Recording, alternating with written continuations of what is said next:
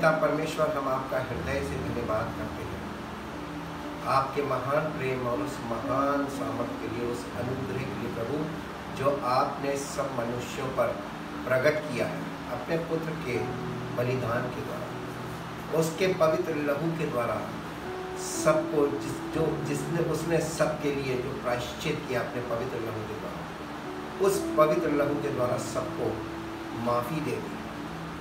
और सिर्फ माफ़ी नहीं दी प्रभु, आपने साथ में पवित्र आत्मा भी दिया, ताकि हम लोग माफ़ी पाने के बाद भटक ना जाएं और फिर से पाप के जाल में ना फंस जाएं, फिर से हम पाप के दलदल में ना चले जाएं। पवित्र आत्मा के द्वारा वो जीवन पाएं जो आप हमें देना चाहते हैं, ताकि हम उद्धार के मार्ग में बढ़ें पवित्र आत्मा की सामर्थ्य और सहायता के द्वारा, और अनंत जीवन के वारिस बने, और हम सबका जीवन आपकी महिमा का कारण हो।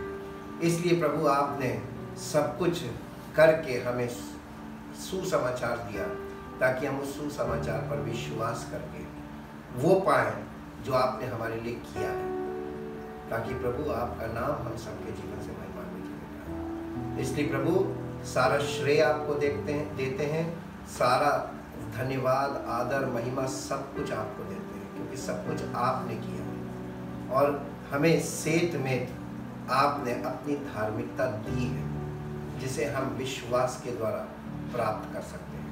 हम आपका धन्यवाद करते हैं और चाहते प्रभु आपके पवित्र वचन पर और पवित्र आत्मा की उस बात पर प्रभु, जो सुसमाचार के द्वारा हमारे हृदय पर लिखी जाती है, हमारे जीवन पर पवित्र आत्मा की मोहर लगे और हमारा जीवन आपका हो और आपका नाम हमारे जीवन से महिमान्वित हो। धन्यवाद के साथ इस प्रार्थना को आपके इकलौते पुत्र प्रभु यीशु मसीह के नाम से मांगते हैं, आमीन। Praise the Lord. हम परमेश्वर का धन्यवाद करते हैं, क्योंकि परमेश्वर महान और अति महान है, जो हमने कभी सोचा भी नहीं है ऐसा है परमेश्वर, और उसकी योजनाएं अद्भुत हैं, जो हमारे दिलो दिमाग में जल्दी इसलिए नहीं आती हैं क्योंकि हमारा स्वभाव परमेश्वर के स्वभाव के बिल्कुल विपरीत है। हम शारीरिक स्वभाव में हैं और परमेश्वर आत्मा है, तो उसके आत्मिक स्वभाव में हम अंश अंश करके परिवर्तित हो सकते हैं, ये आशा है। आज प्रेजेंस ऑफ गॉड पार्ट 71 में हम देखेंगे राइचियसनेस ऑफ गॉड। हम फोकस करेंगे राइचियसनेस ऑफ गॉड, जो सुसमाचार के द्वारा हमें दिया गया है। सुसमाचार क्या है मालूम है? केवल परमेश्वर की धार्मिकता के विषय का समाचार है। परमेश्वर के इकलौते पुत्र प्रभु यीशु मसीह के बलिदान पर विश्वास करना कि वो हमारे पापों के लिए बलिदान हुआ है, ये सुसमाचार है। और जब हम उस सुसमाचार पर विश्वास करते हैं तो परमेश्वर की धार्मिकता का कार्य हमारे जीवन में शुरू होता है। और ये कार्य कैसे होता है, इसको हम पार्ट पार्ट करके हर पार्ट को इसे देखेंगे और परमेश्वर के वचन के अनुसार देखेंगे। सबसे पहले, इससे पहले कि हम परमेश्वर की धार्मिकता को जाने, इससे पहले हम सबसे पहले देखेंगे इसका एंटी क्या है, इसके विपरीत क्या हमने किया कि हम धर्मी नहीं हो सकते हैं। क्योंकि परमेश्वर का वचन कहता है कोई भी धर्मी नहीं, एक भी नहीं। और अगर एक भी धर्मी नहीं है, केवल एक को छोड़, वो है परमेश्वर का इकलौता पुत्र प्रभु यीशु मसीह, उसको छोड़ कोई धर्मी नहीं। आसमान के नीचे, जमीन के ऊपर केवल एक नाम दिया गया है, जिस नाम में हम उद्धार पाते हैं। इसके अलावा कोई दूसरा नाम नहीं है जिसके द्वारा हम उद्धार पाएं। इसलिए हम परमेश्वर के वचन से रोमियो की पत्री उसके पहले अध्याय के 18 पद को देखेंगे, पहले हिंदी में फिर इंग्लिश में। रोमियो की पत्री उसका पहला अध्याय और उसका 18 पद। परमेश्वर का क्रोध तो उन लोगों की सब अभक्ति और अधर्म पर स्वर्ग से प्रकट होता है, सब अभक्ति और सब अधर्म पर स्वर्ग से प्रकट होता है, जो सत्य को अधर्म से दबाए रखते हैं। जो सत्य को या सुसमाचार को अधर्म से दबाए रखते हैं। इसलिए परमेश्वर के विषय का ज्ञान उनके मनों में प्रकट है। इसलिए कि परमेश्वर के विषय का ज्ञान उनके मनों में प्रकट है। बस परमेश्वर का क्रोध तो उन लोगों की सब अभक्ति और अधर्म पर स्वर्ग से प्रकट होता है। अभक्ति और अधर्म, ये दो शब्द ऐसे हैं, ये दो शब्द पे हमको ध्यान देना चाहिए कि हर व्यक्ति अपनी अपनी भक्ति कर रहा है और अपना अपना धर्म बना के खड़ा हुआ है। जितने भी रिलीजन आपको वर्ल्ड में मिल रहे हैं, all over the world in the universe, और जितनी प्रकार की भक्ति हमें दिखाई दे रही है, ये सब कुछ परमेश्वर की धार्मिकता के आगे कहाँ टिकती है, इसको हमें कंपेयर करना चाहिए। आप किसी भी प्रकार से अपने आप को धर्मी कैसे मान सकते हैं, जबकि परमेश्वर का वचन समस्त मानव जाति को पापी डिक्लेयर कर रहा है, क्योंकि परमेश्वर के वचन में लिखा है एक भी धर्मी नहीं है। तो आज दुनिया में इतने ढेर लोग अपने आप को धर्मी कैसे मान रहे हैं? जो धार्मिकता मनुष्यों की खुद की बनाई हुई है, अपनी धार्मिकता, यानी परमेश्वर की धार्मिकता के अलावा जितनी भी धार्मिकता है, apart from the righteousness of God and the godliness of God, जितनी भी धार्मिकता है और जितनी भी भक्ति है, वो सब अनगॉडलीनेस और अनराइचियसनेस के अंतर्गत आती है। इसकी परिभाषा इसलिए नहीं है क्योंकि इतनी ढेर रूप में ये है कि आप किस किस को डिफाइन करेंगे या किस किस की डेफिनेशन करेंगे। सबसे बढ़िया ये है कि हमें पूरे जंगल को काटने की जरूरत नहीं है, हमें जिस चीज की जरूरत है जंगल में से उसे ढूंढ लेना चाहिए। इसीलिए परमेश्वर के वचन में ढूंढने पर ज्यादा फोकस किया गया, खोजने पर फोकस कराया गया। ढूंढो खोजो तो तुम्हें मिलेगा। जब इतनी ढेर सारी धार्मिकताएं पृथ्वी पर हैं, उसमें से हमें खोजना है कि परमेश्वर की धार्मिकता कहाँ पे है, कौन है परमेश्वर की धार्मिकता, क्या है परमेश्वर की धार्मिकता। क्योंकि परमेश्वर की धार्मिकता मनुष्यों के ऊपर जितने भी धर्मी लोग हैं इस पृथ्वी पर, यीशु मसीह कहता मैं धर्मियों के लिए नहीं आया हूँ। असल में कहने का उसका तात्पर्य यह था कि मैं मनुष्यों को जो अपनी धार्मिकता में है, अपने आप को धर्मी मानते हैं, मैं उनके लिए नहीं आया हूँ, मैं तो पापियों के लिए आया हूँ। क्योंकि पापी परमेश्वर की धार्मिकता के द्वारा पाप से छुटकारा पाता है, और पाप से छुटकारा जहां पर है अकॉर्डिंग टू गॉड, परमेश्वर के अनुसार, वही धार्मिकता सच्ची धार्मिकता है और वही परमेश्वर की धार्मिकता है। इसको इंग्लिश में पढ़िए। For God's holy wrath, For God's holy wrath and indignation are revealed from heaven against all ungodliness. यहाँ पे ungodliness खाली नहीं लिखा, all ungodliness ji, and unrighteousness of men. यानी ये मनुष्यों की धार्मिकता है और ये मनुष्यों की भक्ति है। और इस पृथ्वी पर आपको भक्ति के इतने रूप देखने को मिलेंगे कि आप इमोशनली कई जगह बहुत बार फंस जाएंगे, उनके इमोशंस को देखकर फंस जाएंगे। लेकिन सत्य को हमें पकड़ना है, हमें इमोशनली नहीं होना है जी। Who in their wickedness, मनुष्यों की धार्मिकता में एक विकेटनेस है जी। repress and hinder the truth and make it inoperative. परमेश्वर की धार्मिकता जो आज हम देखेंगे, इसके अगेंस्ट में संसार में ढेर सारे रिलीजन खड़े हुए हैं, ढेर सारे रिलीजियस सिस्टम खड़ा हुआ है, और वो रिलीजियस सिस्टम इसको गलत साबित करने में लगा हुआ है, और जबकि ये पॉसिबल है ही नहीं। आगे इसके आगे for that which is known about God is evident to them and made plain in their inner consciousness because God himself has shown it to them। यानी परमेश्वर के विषय का ज्ञान उनके मनों में या उनके दिलों में प्रकट है। किनके? जो अपनी अपनी धार्मिकता लेकर खड़े हुए हैं आज परमेश्वर के सामने, उनके दिलों में ये बात स्पष्ट है कि उनकी धार्मिकता परमेश्वर के आगे कोई मायने नहीं रखती है। इसीलिए भजन वहाँ पे यशायाह नबी की पुस्तक में लिखा हुआ है कि मनुष्य के धर्म के सब काम परमेश्वर की दृष्टि में मैले चिथड़े के समान है। इसलिए हम अपनी कैसी भी धार्मिकता लेकर खड़े हो, संसार में हो सकता है आपको बहुत अप्रिशिएट किया जाता हो because of your righteousness, but God's righteousness is appreciable unto God. उसकी उपस्थिति में केवल यही एक धार्मिकता है, बाकी सारी धार्मिकता मनुष्यों का इन्वेंशन है। ठीक है, अब हम इसके साथ एक पद और पढ़ेंगे जो आपको मिलेगा इसका 16 और 17 पद, पहले अध्याय का 16 और 17 पद। ये बात बोलने से पहले, अनगॉडलीनेस और अनराइचियसनेस से पहले परमेश्वर के वचन में कुछ लिखा हुआ है।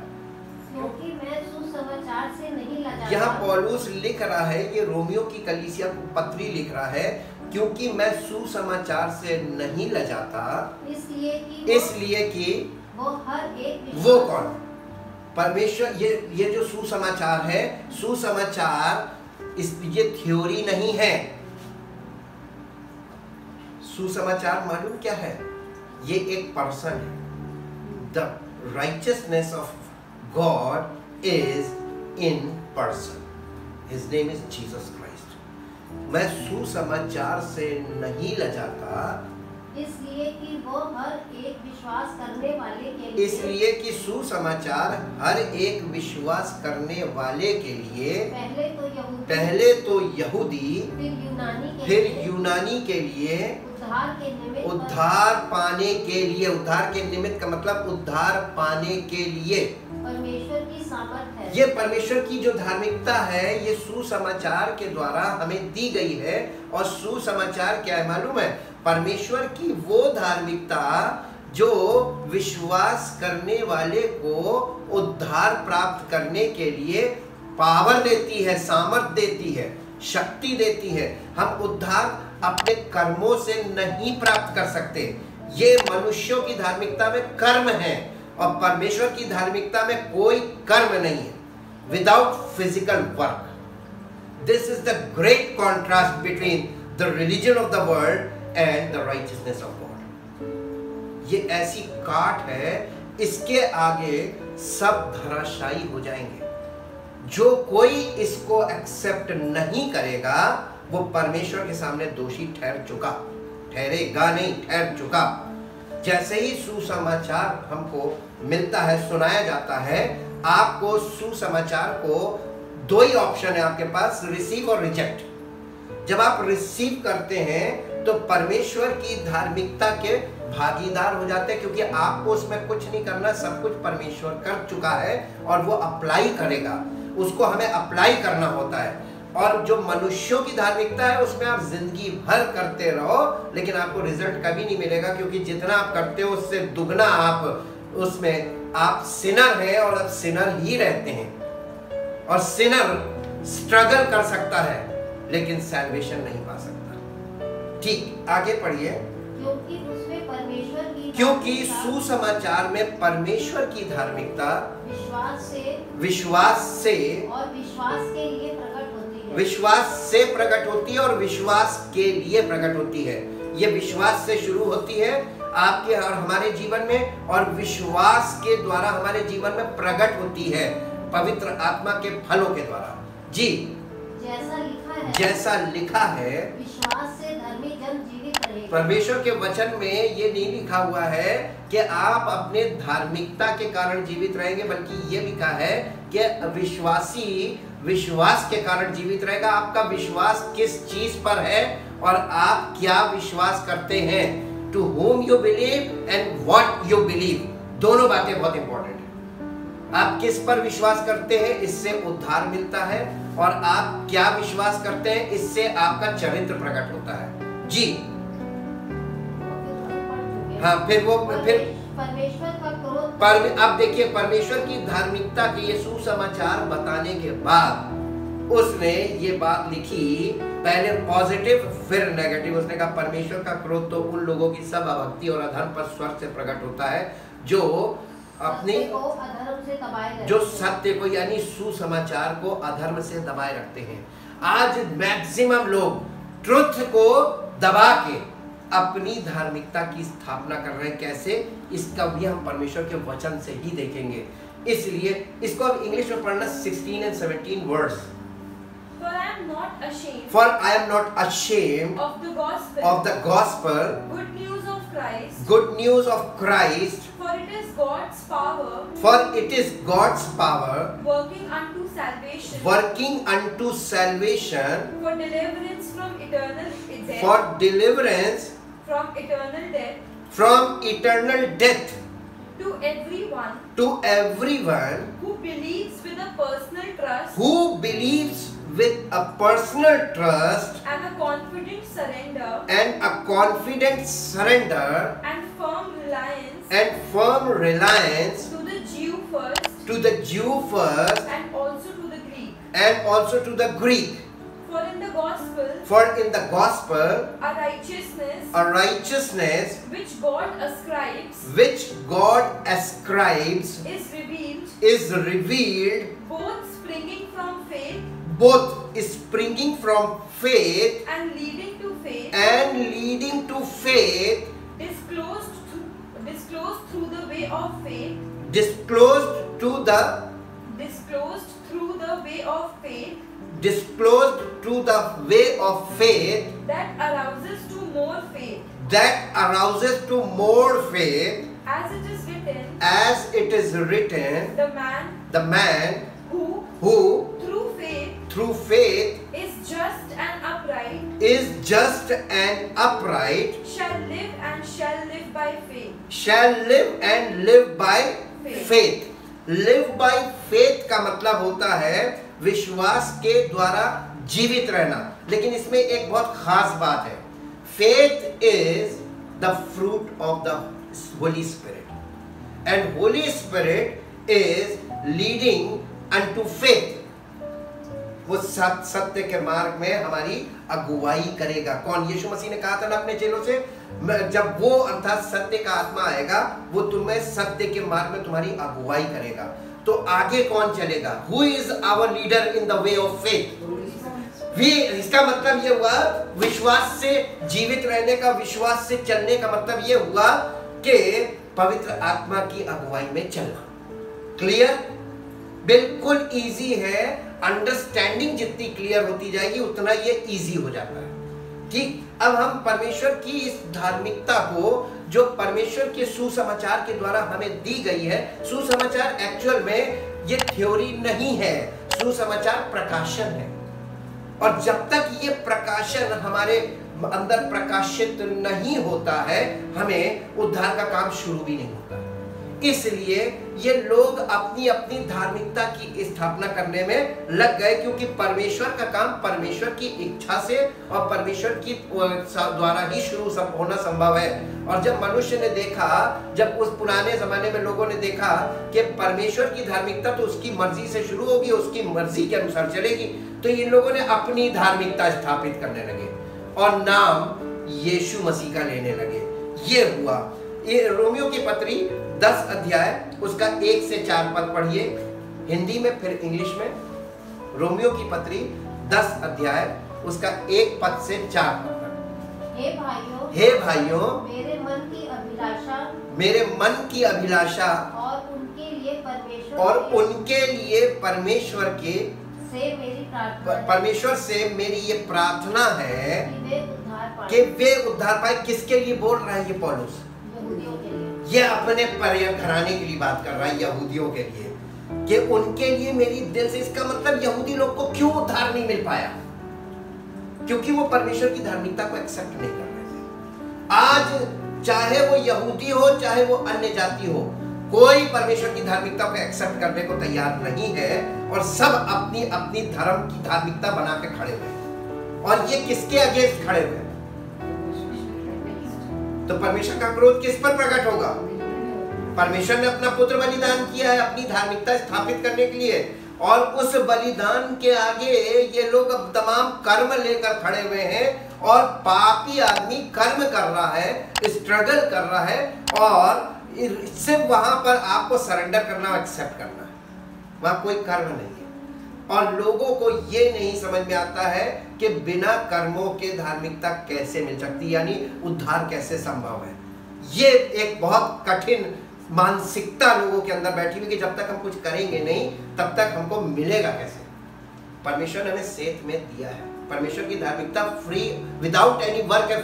फेथ मेथ का मतलब फ्री ऑफ कॉस्ट नहीं है। गॉड पेड द प्राइस, उसने दाम चुकाया है, अपना पुत्र बलिदान करके दाम चुकाया है, फ्री तो नहीं है। लेकिन विदाउट एनी वर्क, सेथ मेथ का मतलब विदाउट एनी वर्क, हमने कुछ नहीं, हमने प्राण नहीं दिया, हमारे लिए किसी ने प्राण दे दिया, तो हमारे लिए तो वो विदाउट वर्क हुआ ना, लेकिन फ्री नहीं हुआ, किसी ने तो दाम चुकाया।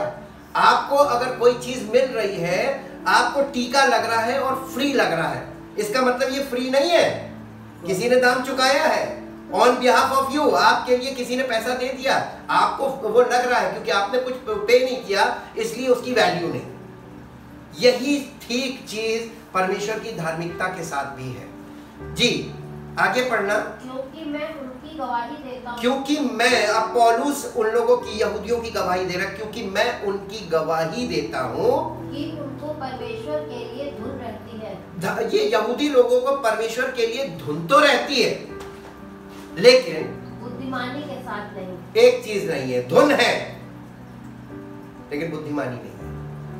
ऐसा भी ये मनुष्यों की धार्मिकता में आपको मालूम क्या चीज दिखाई दे, सेल्फ राइचियसनेस है ये। मनुष्यों की धार्मिकता में धुन आपको मिलेगी लेकिन बुद्धिमानी नहीं होगी। बुद्धिमानी का मतलब होता है wisdom. Wisdom of God means the wisdom through Holi spirit. पवित्र आत्मा के द्वारा बुद्धि है। आत्मा, बुद्धि आत्मा है, बुद्धि कभी भी फिजिकल नहीं होती है। इनके पास बुद्धिमानी नहीं है, यानी पवित्र आत्मा का प्रकाशन नहीं है। जी, क्योंकि वे परमेश्वर की धार्मिकता से, क्योंकि वे यानी यहूदी लोग परमेश्वर की धार्मिकता से अनजान होकर इग्नोरेंट है, और अपनी धार्मिकता स्थापित करने का यत्न करके परमेश्वर की धार्मिकता के अधीन ना हुए, परमेश्वर की धार्मिकता के अधीन ना हुए, क्योंकि हर एक विश्वास करने वाले के लिए धार्मिकता के निमित्त मसीह व्यवस्था का अंत है। हर एक विश्वास करने वाले के लिए। जब हम यीशु मसीह पर विश्वास करते हैं तो हमारी जो धार्मिकता, जो इससे पहले हम धर्म कहते थे, ये मेरा धर्म है, वो खत्म हो जाता है। क्योंकि हम पाप की हालत में उसे धर्म कहते थे, जबकि वो परमेश्वर की धार्मिकता नहीं थी और उसका परमेश्वर की धार्मिकता से कोई संबंध भी नहीं था। यहूदी लोग अपनी धार्मिकता स्थापित करने में लगे हुए हैं, परमेश्वर की धार्मिकता से अनजान है। क्यों अनजान है? परमेश्वर का वचन तो सत्य की है, सबके हाथ में। आज तो ऑनलाइन बाइबल्स हैं और आज भी परमेश्वर का वचन से लोग अज्ञान हैं, अनजान हैं। ये बड़े ताजुब की बात है, जबकि पढ़ने वाले आज खूब जबरदस्त पढ़ रहे हैं, लेकिन उनको परमेश्वर की धार्मिकता क्यों नहीं दिखाई दे रही? वो अपनी धार्मिकता क्यों स्थापित कर रहे हैं? अपनी धार्मिकता स्थापित करने का मतलब ये होता है कि परमेश्वर के इकलौते पुत्र के काम को, जो उसने हमारे पापों के लिए किया है, उसको नलीफाई करना, उसको यानी उसको कैंसिल करना। नहीं, उससे कुछ नहीं होगा, अब हमको तुमको ये करना पड़ेगा। तो हम अपना उसमें प्लस नहीं कर सकते। परमेश्वर की धार्मिकता में हम कुछ प्लस नहीं कर सकते, क्योंकि इसमें हमारा कोई रोल ही नहीं है। सृष्टि के समय में बताइए मनुष्य का क्या रोल था? कोई रोल नहीं था। नई सृष्टि के लिए यीशु मसीह ने सब कुछ पूरा कर दिया, तो नई सृष्टि के लिए भी जब सृष्टि को रिन्यू करना था तो भी पिता पुत्र पवित्र आत्मा ने ही काम किया। जैसे सृष्टि के समय किया, वैसे ही न्यू क्रिएशन के लिए भी, यानी मनुष्य के उद्धार के लिए जो नई सृष्टि बनाने के लिए काम हुआ, उसमें भी मनुष्य का कोई रोल नहीं है। इतनी बात नहीं समझ में आई? उत्पत्ति की पुस्तक से ही समझ लीजिए, क्योंकि परमेश्वर के वचन में आगे लिखा हुआ है इब्रानियों में कि उसके काम तो उत्पत्ति में ही पूरे हो गए थे। पिता पुत्र पवित्र आत्मा ने वही काम किया। प्रकाशन की कमी भी है। जी, मेन चीज है, अज्ञानता का कारण है पवित्र आत्मा का के द्वारा प्रकाशन ना मिलना, प्रकाश ना होना, आत्मा का प्रकाश ना होना, इसलिए अज्ञानता काम कर रही है। आज भी मैक्सिमम लोग अपनी धार्मिकता स्थापित करते जा रहे हैं और परमेश्वर की धार्मिकता से अनजान है। ये बहुत दुख की बात है, ये होना नहीं चाहिए था, क्योंकि अनपढ़ लोग थे तो उनका, वो अज्ञानी हो सकते थे, वो उनका भटकना आसान था, क्योंकि वो पढ़ नहीं सकते थे, समझ नहीं सकते थे। लेकिन आज लोग पढ़े लिखे हैं, एजुकेटेड वर्ल्ड भटक रहा है। ये अफसोस की बात है, एजुकेशन का कोई इफेक्ट नहीं है। परमेश्वर की धार्मिकता मनुष्यों की धार्मिकता के आगे परमेश्वर की धार्मिकता सबसे बेस्ट है, और परमेश्वर की धार्मिकता के आगे मनुष्यों की धार्मिकता कुछ भी नहीं है, शून्य, किसी काम की नहीं, आपको उद्धार कभी नहीं मिलेगा। अब हम देखते हैं कि परमेश्वर की धार्मिकता शुरू कैसे होती है। The revealed bye God, righteousness of God is revealed bye God. परमेश्वर के द्वारा ये प्रकाशित होती है, ये आपको प्रकाशन मिलेगा, तभी आपको पता चलेगा कि परमेश्वर के पुत्र के द्वारा हमारे पापों की क्षमा हो गई। बलिदान दे दिया उसने, सिद्ध बलिदान दे दिया। अब कोई बलिदान हम नहीं दे सकते, हम कोई धर्म कर्म नहीं करके उद्धार नहीं पा सकते किसी भी काम से। मेरे साथ इस पद को निकालिए जो आपको मिलेगा रोमियो की पत्री उसका 3 अध्याय उसका 21 पद। परंतु अब व्यवस्था से अलग, परंतु अब व्यवस्था से अलग परमेश्वर की वो धार्मिकता प्रकट हुई। देखिए, परमेश्वर की धार्मिकता प्रकट हुई है, परमेश्वर की धार्मिकता प्रकट हो रही है।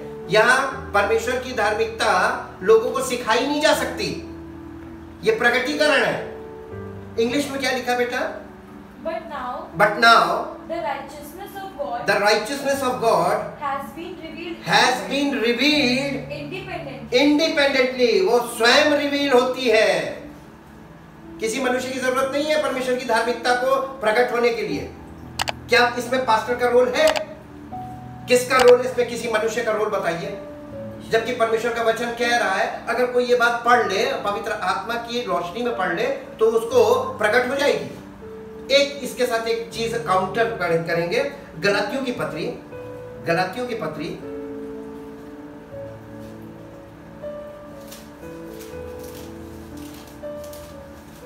गलातियों की पत्री उसका 1 अध्याय उसका 11 पद पढ़िए। हे भाइयों, मैं तुम्हें बताए देता हूँ जो सुसमाचार मैंने सुनाया है, जो पौलुस कह रहा है, जो सुसमाचार मैंने सुनाया है मनुष्य का नहीं, वो मनुष्यों का है ही नहीं जी, क्योंकि वे मुझे मनुष्य की ओर से नहीं पहुंचा। क्योंकि वो सुसमाचार, पौलुस को ये सुसमाचार मनुष्यों से मिला ही नहीं था और ना मुझे सिखाया गया, और ना मुझे सिखाया गया। ये सुसमाचार सिखाई जाने वाली चीज ही नहीं है।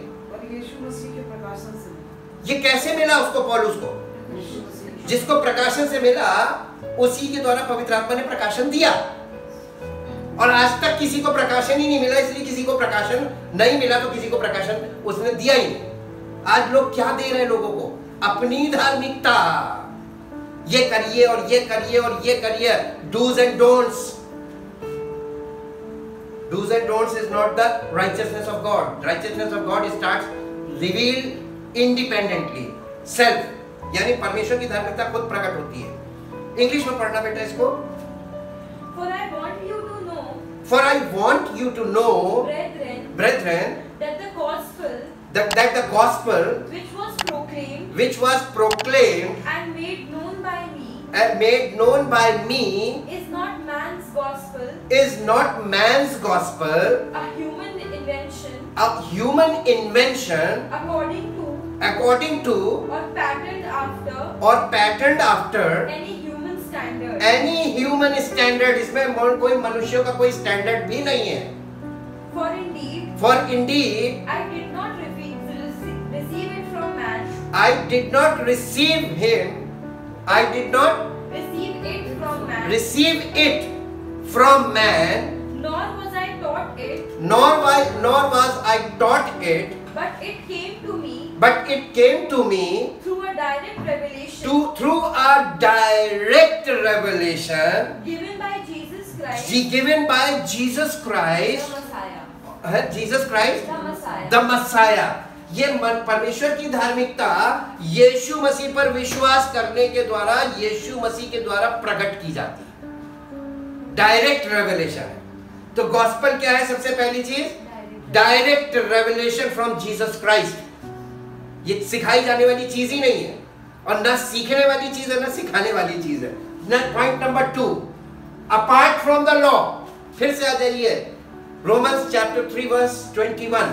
परंतु अब व्यवस्था से अलग परमेश्वर की वो धार्मिकता प्रकट हुई है, जिसकी गवाही इसका मतलब व्यवस्था जिसकी गवाही दे रही थी, या अपार्ट फ्रॉम लव, ये व्यवस्था से, लॉ से अलग है। लॉ का मतलब 10 कमांडमेंट्स, ये 10 कमांडमेंट्स से अलग है, लेकिन इसकी गवाही भी 10 कमांडमेंट दे रहा है। इसको इंग्लिश में पढ़ना बेटा। But now the righteousness of God has been revealed independently and altogether apart from the law. व्यवस्था से अलग, यानी 10 हुकुम से अलग। और इसके आगे क्या लिखा हुआ है? Although actually it is attested by the law and the prophets. यानी नंबर 3 पे मैंने इसीलिए लिखा है attested by the law, और नंबर 4 पे लिखा attested by the prophets. attested का मतलब समझते हैं? प्रमाणित करना, जिसे 10 हुकुम ने प्रमाणित किया और जिसको भविष्यवक्ताओं ने ओल्ड टेस्टामेंट के प्रमाणित किया। इसका मतलब पूरा पुराना नियम 2 पार्ट है, लॉ एंड प्रॉफिट, और इस पूरे पुराने नियम ने इसको अटेस्ट किया। जब आपसे कोई चीज लिखी जाती है, आप कोई चीज प्रमाणित करना मांगते हैं कि मैं फलाने पते पर रहता हूं या मैं फलाना व्यक्ति हूं, तो आपको किसी गजेटेड ऑफिसर से अटेस्टेड सर्टिफिकेट बनवाना पड़ता है। उसकी मोहर चाहिए होती है, वो साबित करता है कि वो एंडोर्स करता है कि हाँ, इस व्यक्ति को मैं जानता हूं, ये इस जगह पर रहता है। अटेस्टेड का मतलब प्रमाणित होना। परमेश्वर की धार्मिकता प्रमाणित है, और इतना पुराना नियम पढ़ लिया लोगों ने कि ये प्रमाण लोगों को मिला ही नहीं कि परमेश्वर की धार्मिकता कौन है। Very amazing. निचोड़ पे है ये। आगे पढ़िए, 5वां पॉइंट है applied by believing with personal trust. 3 Romeo की पत्री 3:22। अर्थात परमेश्वर की वो धार्मिकता जो यीशु मसीह पर विश्वास करने से सब विश्वास करने वालों के लिए है, क्योंकि कुछ भेद नहीं, इसलिए सबने पाप किया, चाहे वो यहूदी हो चाहे वो अन्य जाति हो, सबने पाप किया और परमेश्वर की महिमा से रहित हैं। परंतु यीशु मसीह के अनुग्रह से उस छुटकारे के द्वारा जो मसीह यीशु में है, सेध में का मतलब without any work of righteousness, धर्म का कोई काम किए बिना परमेश्वर की धार्मिकता में हम आ जाते हैं। तो परमेश्वर की धार्मिकता हमारे जीवन में शुरू होती है without any righteousness, work of righteousness. धर्म का कोई काम हमें नहीं करना। अब ये बताइए, परमेश्वर की धार्मिकता जिसमें धर्म का कोई काम नहीं है, ये लोग क्यों नहीं एक्सेप्ट करते? लोग धर्म कर्म में क्यों लगे हुए?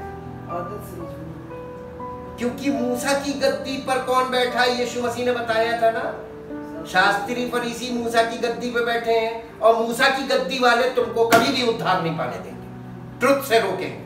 वो परमेश्वर की धार्मिकता को दबाए हुए अधर्म से। अधर्म क्या है? वही धर्म कर्म जो वो रिलीजियस एक्टिविटीज लेकर खड़े हुए। माइंड खुल जाना चाहिए। ये पुस्तक माइंड खोलने वाली है, ये धोखा नहीं देगी। इसमें लिखी बातें ट्रुथ है। अगर आप ट्रुथ पकड़ लीजिए पवित्र आत्मा के बिना, लेकिन वो ट्रुथ दिखेगा नहीं, क्योंकि मनुष्य का जो स्वभाव है वो ऐसा हो गया है कि कोई उसे आरंभ की शिक्षा दे, दूध पीने वाले बच्चे। स्टेटस देखिए, लोगों का स्टेटस ये है कि उनको ये बातें क्लियर इसलिए नहीं हो रही क्योंकि अभी भी वो दूध पीते बच्चे, उन्होंने कभी खोल के खुद पढ़ा ही नहीं जी। अब ये स्टार्ट कैसे होती है? पर्सनल विश्वास के द्वारा। जब आप यीशु मसीह के बलिदान पर विश्वास करते हैं, ये शुरू होती है। रोमियो 3:22।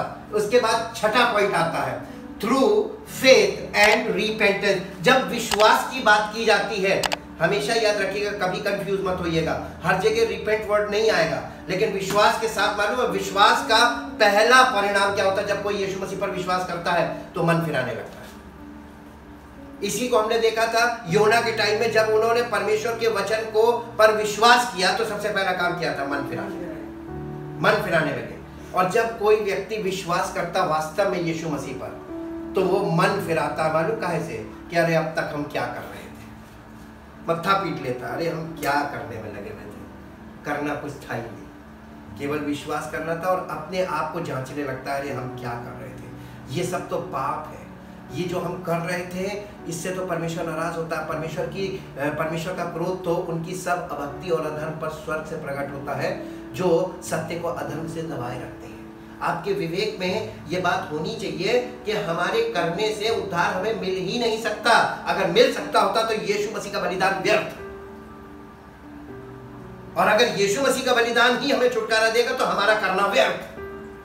वाइस वर्सा, पलट के देखिए जी। अब ये चीज क्लियर हो गई। उसके बाद हम आते हैं, अब ये 3 अध्याय का 25 पद पढ़ना बेटा, रोमियो 3:25।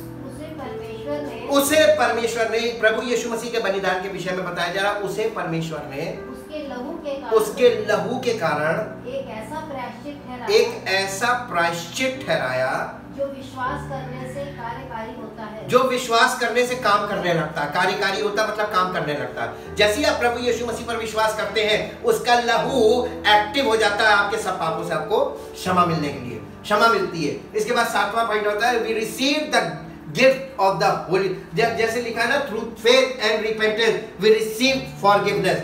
उसका लहू कार्यकारी हो जाता है और हमको क्या चीज कार्य करने लगता है, वो हमको सब पापों से क्षमा मिल जाती है, शुद्ध कर देता है। शुद्ध का मतलब फॉरगिवनेस, माफी मिल गई। लेकिन माफी कभी भी अकेली नहीं आती, मैंने आपको पहले भी बताया था। माफी के साथ एक चीज और देता है, आप बच्चे को एक बार माफ नहीं करेंगे, आपको बच्चे को बार बार माफ करना पड़ेगा। मालूम क्यों? क्योंकि वो बच्चा है, वो अभी गलती करेगा, फिर सॉरी बोलेगा, फिर गलती करेगा, स्वभाव है ना उसका। लेकिन जब वो मैच्योर हो जाता है तो माफी के चांसेस घटते जाते हैं। आप देखिएगा लाइफ में, हम बड़े लोगों की लाइफ में माफी के चांसेस, लोग कहते हैं आपसे ये उम्मीद नहीं थी। जब आप एहसास करते हैं गलती, माफी मांगते हैं, तो लोग कहते हैं आइंदा ना। माफी एक बार की होती है, एक बार माफी मिलती है और दोबारा गलती ना हो, इसके लिए परमेश्वर ने यानी प्लानिंग रखी थी। प्लानिंग ये थी कि इनको माफी के साथ साथ पवित्र आत्मा दे, और वो पवित्र आत्मा भी उसी के साथ मिलता है। जैसी माफी मिली, जब आप फॉरगिवनेस पढ़िए, समझ जाइए आपको अगर माफी मिली है तो साथ में पवित्र आत्मा मिल गया।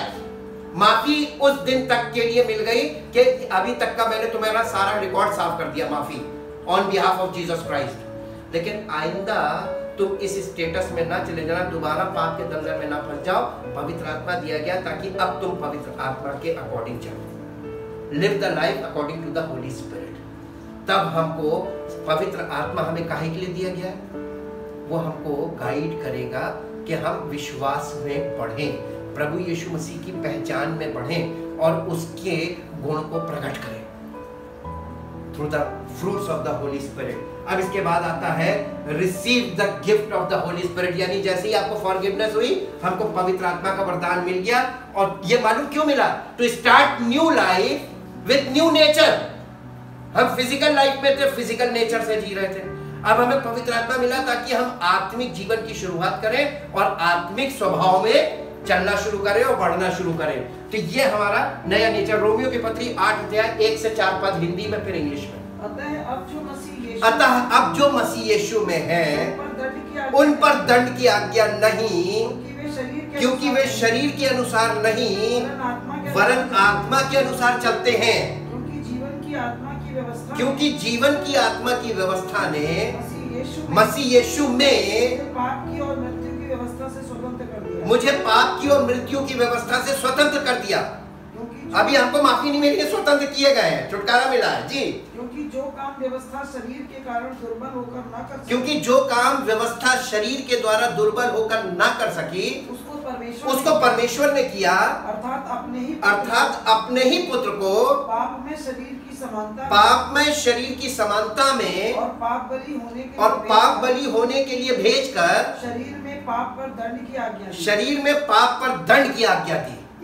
इसलिए कि व्यवस्था की विधि हम में जो शरीर के अनुसार नहीं वरन आत्मा के अनुसार चलते हैं, पूरी की जाए। यहाँ पर हमको पूरा कर दिया गया। परमेश्वर ने अपनी विधि को हमारे जीवन में पवित्र आत्मा के द्वारा साथ में पूरा कर दिया। अब हमको माफी मिल गई और पवित्र आत्मा मिल गया, अब हम परमेश्वर की संतान बन गए। लेकिन अभी हम इमेच्योर हैं, बच्चा पैदा हुआ है, इमेच्योर। इन्फेंट है, हम अभी आत्मिक तौर पर इन्फेंट है इस स्टेज में। ऐसे में कोई भी हमको ले जाके बर्बाद कर सकता है कि ये परमेश्वर की संतान कैसे है, तो वो हमको बर्बाद इसलिए करेगा ताकि परमेश्वर की संतान, ताकि वो ये दोष लगाए, देख ये तेरी संतान। ये झूठे शिक्षकों के द्वारा कौन काम कर रहा है? शैतान काम कर रहा है, इसलिए ताकि परमेश्वर की संतानों को बर्बाद करे, मिसलीड करे, मिसगाइड करे और परमेश्वर के इस कार्य पर दोष लगाने के लिए। ये दुश्मन का काम है, ये यानी विरोधी का काम है और यही हो रहा है। हम इमेच्योर हैं, इतने दूध पीते बच्चे कि हमको अभी तक ये चीज समझ ही में नहीं आई कि हमारे लिए परमेश्वर ने क्या किया, अपने पुत्र के द्वारा हमें कैसे पुत्र बनाया। जी ये इंग्लिश में पढ़िए, chapter 8, Romans chapter 8 verse 1 to 4। Therefore, there is now no condemnation. There is now no condemnation, No adjudging. no adjudging, Guilty of wrong. guilty of wrong For those who who are in Christ Jesus. who are in Christ Jesus, Who live and walk. who live and walk Not after the dictates of the flesh. not after the dictates of the flesh, But after the dictates of the Spirit. but after the dictates of the Spirit. For the law of the Spirit. For the law of the Spirit Of life. which Which is in Christ Jesus. is in Christ Jesus, The law of our new being. the law of our new being Has freed me. has freed me From the law of sin. from the law of sin And of death. and of death. For God has done. For God has done What the law could not do. what the law could not do, Its power being weakened its power being weakened by the flesh. by the flesh, The entire nature of man. the entire nature of man Without the Holy Spirit. without the Holy Spirit, Sending his own son. sending his own son In the guise of sinful flesh. in the guise of sinful flesh As an offering for sin. as an offering for sin. God condemned sin. God condemned sin In the flesh. in the flesh, Subdued. overcame, Deprived it. of Of its power. or of its power Over all who accept over all who accept that sacrifice. that sacrifice। जितने लोग इसमें इस बलिदान को ग्रहण करें उन सब के ऊपर यह बात लागू हो जाती है, by faith। क्लियर हुआ कि नहीं? रिस्पॉन्स नहीं आ रहा। अब फिर आता है एक number, now we are new creation in Christ. Then अभी देखिए हम लोग कुछ नहीं किया, केवल विश्वास से इतना काम हो रहा है और कुछ हो रहा है केवल विश्वास से, बाय फेथ। रिपेंटेंस हुआ और उसके बाद काम हमारे अंदर शुरू हो गया और हम रिन्यू हो गए बैठे बैठे बाय फेथ। उसके बाद नाउ वी आर, ये 2 कोरिन्थियंस चैप्टर 5 वर्स 17, हिंदी में फिर इंग्लिश में। इसलिए यदि कोई मसीह में है तो वह नई सृष्टि, तो वो नई सृष्टि है। कैसे? क्योंकि पवित्र आत्मा आ गया, उसका स्वभाव बदल गया, उसका जीवन बदल गया, नया जीवन की शुरुआत है, वो नई सृष्टि है। पुरानी बातें बीत गई, देखो सब बातें नई हो गई बैठे बैठे, यानी हमें कुछ नहीं करना पड़ा। Without any work we are renewed. जी ये सब बातें परमेश्वर की ओर से हैं। ये सब बातें परमेश्वर की ओर से हैं, जिसने मसीह के द्वारा अपने साथ हमारा मेल मिलाप कर लिया और मेल मिलाप की सेवा, और हमें मेल मिलाप की सेवा दी। सुसमाचार सुनाओ ताकि हमारा लोगों का परमेश्वर के साथ मेल मिलाप हो। मेल मिलाप की सेवा में दी गई है, सुसमाचार के द्वारा परमेश्वर मेल कर रहा है। और आज लोग क्या सुना रहे हैं? झूठी शिक्षा, और सब उसमें ट्रैप है। बड़े अफसोस की बात है। इंग्लिश में पढ़ने बेटा, 2 कोरिन्थियंस 5:17। Therefore, if any person is engrafted in Christ, the Messiah, he is a new creation. he is a new creature. हाँ, a new creature altogether. The old previous moral and spiritual condition has passed away. पुराना तुम्हारा कैसा चरित्र था, physical और spiritual दोनों, वो सब गया। Behold, कितने तुम धर्मी थे, मनुष्यों की धार्मिकता वाली धार्मिकता की बात कर रहा, वो सब इसके आगे खत्म हो गई। Behold, the fresh and new has come. the fresh and new has come. Yes. But all things are from God, But all things are from God, who through Jesus Christ reconciled us to Himself, received us into favor, brought us into harmony with Himself, and gave to us the ministry of reconciliation, that by word and deed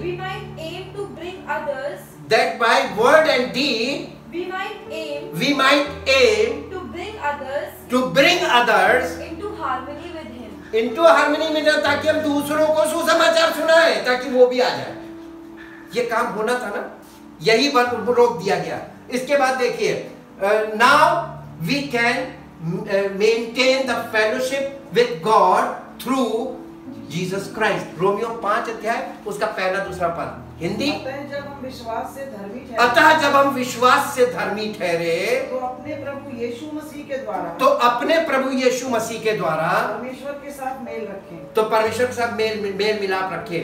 ये maintain हमको करना है। एक बार हमारा connection हो गया, ये connection बनाए रखो, उसके साथ मेल मिलाप बनाए रखें, जिसके द्वारा विश्वास के कारण उस अनुग्रह तक जिसमें हम बने हैं हमारी पहुंच भी हुई, और परमेश्वर की महिमा की आशा पर घमंड करें।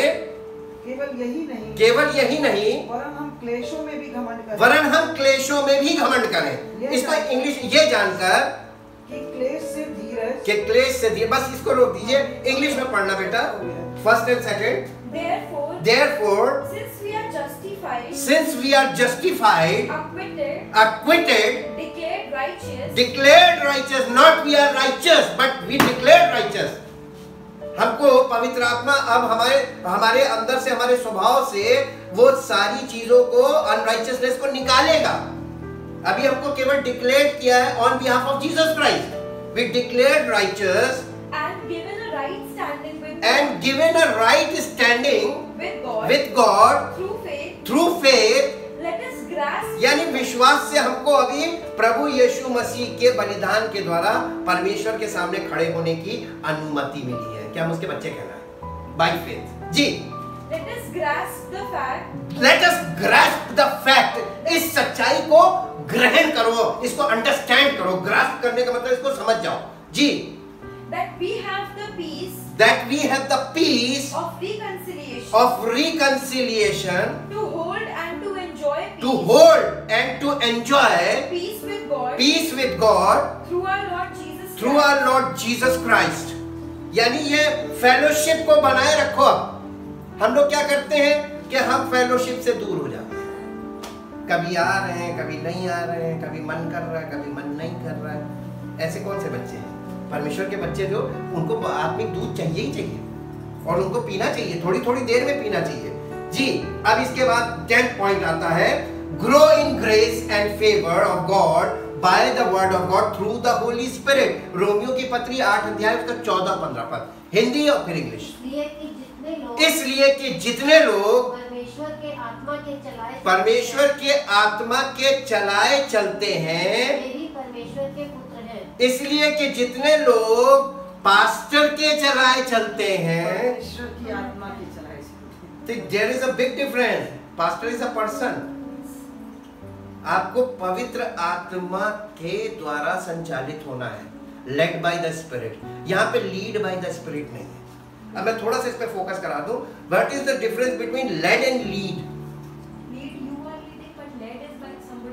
देखिए, जानवरों को जब कोई चरवाहा लेकर जाता है, आप देखिए और ऑब्जर्व करिए और सीखिए। जानवर को जब कोई चरवाहा लेकर जाता है तो जानवर आगे होते हैं, चरवाहा पीछे होता है, हाथ में लाठी होती है, हाँकता है, उनको हाँकता है पीछे से, वो अपनी नजर के सामने रखता है। इसको कहते हैं लीडिंग। और जब कोई व्यक्ति लेड करता है तो वो आगे चलता है, उसके पीछे फॉलो करना पड़ता है। है अपनी इच्छा से। तो जब कोई व्यक्ति किसी को फॉलो करता है, फॉलो करने को लेड बोला गया, और लीडर का मतलब हाँकने वाला। तो हमें क्या होना है? पवित्र आत्मा के पीछे चलने वाला बनना है, governed by the Holi spirit, not लाठी डंडा लेकर पीछे घूमने वाला, टोका टोकी, डांट डपट, ये सब कुछ नहीं। आपको किसी को हाँकना नहीं है, बल्कि आपको खुद चलना। इसीलिए पौलुस ने कहा, मैं अपने आप को मारता कूटता वश में करता हूं, ऐसा ना हो कि औरों को प्रचार करूं, खुद निकम्मा छोड़ूं। वो लेड बाय द स्पिरिट था, वो पवित्र आत्मा को फोकस करके उसको फॉलो करता था, और उसको जितने लोग फॉलो करते थे वो लोग, उनके जीवन से ये प्रकट हो जाता था कि पौलुस जो है वो यीशु मसीह को फॉलो कर रहा है, क्योंकि उसके फॉलोअर्स भी उसी को फॉलो कर रहे हैं। हालेलुया। ये वाली फॉलोइंग होली स्पिरिट के द्वारा होनी थी। इसलिए जितने लोग परमेश्वर की आत्मा के चलाए चलते हैं, यहाँ पे ये नहीं लिखा पवित्र आत्मा के द्वारा चलते हैं, चलाए चलना, यानी पवित्र आत्मा अगर आपको जितना बोल रहा है उतना करना, just exact according to the Holi spirit. जी, वे ही परमेश्वर के पुत्र हैं। और बाकी लोग क्योंकि तुमको दासत्व की आत्मा नहीं मिली कि फिर भयभीत हो, परंतु तुम्हें स्पिरिट ऑफ एडॉप्शन तुम्हें ग्रहण किया गया है पवित्र आत्मा के द्वारा, जिससे हम हे अब्बा, हे पिता कहकर पुकारते हैं। और जब आप उसके बच्चे बन गए, आपका वो पिता बन गया, यीशु मसीह का पिता हमारा पिता हो गया, तो यीशु मसीह ने कभी उससे कोई चीज मांगी थी? यीशु मसीह ने कभी किसी विपरीत परिस्थिति में खड़े होकर उससे बोला था कि प्रभु ये क्यों हो रहा है?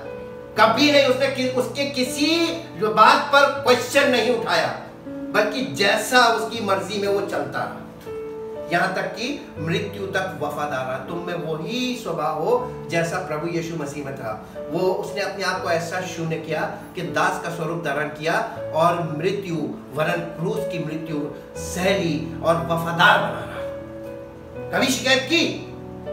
आज लोग क्या कर रहे हैं? क्योंकि पवित्र आत्मा नहीं है तो ये हमेशा शिकायत से भरे हैं, हमेशा कमांड करने में लगे हुए। यीशु मसीह ने कभी नहीं किया। उसने अपने पिता को कभी कमांड किया? कभी नहीं किया। किसी बात में हुक्म दिया? कभी नहीं दिया। यहां तक लिखा हुआ यीशु मसीह ने जब वो इस पृथ्वी पर था अपने किसी आत्मिक वरदान का प्रयोग नहीं किया। इसका पता ऐसे चलता है कि जब उसको गिरफ्तार किया गया था, पतरस ने तलवार से उस सैनिक का कान काट दिया, मरकुस का, तो यीशु मसीह ने उसको डांटा और उसका कान उठा के जोड़ा। और यीशु मसीह ने तब उससे मालूम क्या बोला था? यीशु मसीह ने कहा, तू क्या समझता है, मैं अभी पिता से कह दूं ना तो 72,000 फरिश्तों की फौज आ जाएगी, लेकिन मुझे ये नहीं करना है। ये accept every situation in the plan of Father. वो पिता की इच्छा को जानता था, उसे मालूम था मेरा पिता सब कुछ कर सकता है, लेकिन उसने कहा एक भी आत्मिक वरदान का प्रयोग नहीं किया, केवल आत्मा के फलों के द्वारा जयवंत हुआ।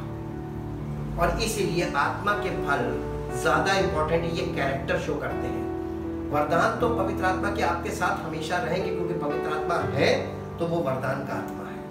Thank you Jesus, thank you Lord. परम पिता परमेश्वर, हम आपका दिल से धन्यवाद करते हैं आपके इस कार्य के लिए जो आपने पुत्र के द्वारा समस्त मानव जाति के लिए बनाकर प्लान तैयार किया है। हम चाहते हैं पिता परमेश्वर कि मैक्सिमम लोग इस बात को समझें और उद्धार पाएं, और आपके इकलौते पुत्र प्रभु यीशु मसीह के द्वारा आपकी महिमा हम सब के जीवनों से ऐसी प्रकट हो जैसी होनी चाहिए, और आपके नाम की महिमा हो। धन्यवाद के साथ इस प्रार्थना को आपके इकलौते पुत्र प्रभु यीशु मसीह के नाम से मांगते हैं, आमीन। Praise the Lord. Thank you Jesus.